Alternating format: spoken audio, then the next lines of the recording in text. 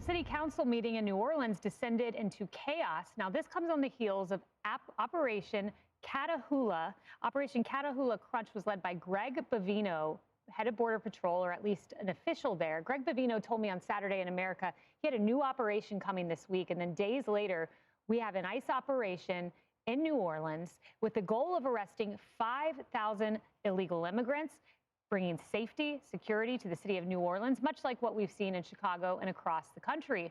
Well, there are some folks in New Orleans who are not too happy about that. They interrupted the city council meeting, demanding ICE-free zones, shouting, "Shame on you, let the people speak." And one protester was actually forcefully carried out. We have that moment. Let's watch it.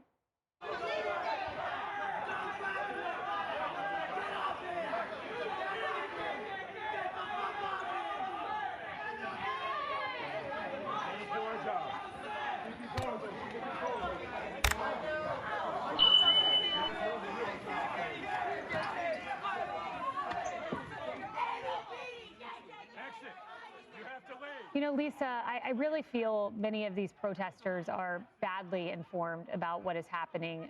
Vast majority of individuals taken by ICE have criminal records. We've seen what happened to Laken Riley, Rachel Morin.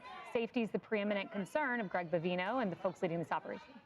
Yeah, and I'm glad you said that because they are being manipulated, and they're being intentionally manipulated by the media as well as people on the left, because they want the folks at home, they want these protesters to believe that it's just that ICE is coming in and just rounding up women and children. And they failed to tell the American people that 70% of the individuals who are being deported either are criminal, look at that intensity going on right there, are either criminals or pending charges. And even some of these individuals in New Orleans, you've got home invasion, armed robbery, grand theft auto, and rape as well. But those are the stories that are not told to the American people. And that's why, you know, in the process of all this, the left has been putting a target on the back of ICE agents. We know that some agents and officers have had bounties put on their heads to be kidnapped, to be murdered.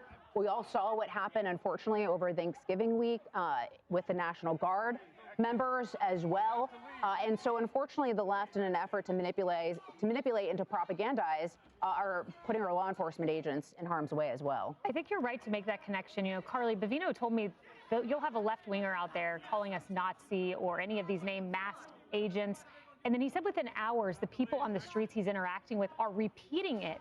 So it is having a tangible effect. Yeah, you know, I spoke to Jonathan Thompson of the National Sheriff's Association this week because he spoke before a congressional hearing on the war on badges, on how much of an impact rhetoric really does have when it... Please subscribe to our official channel, USA News.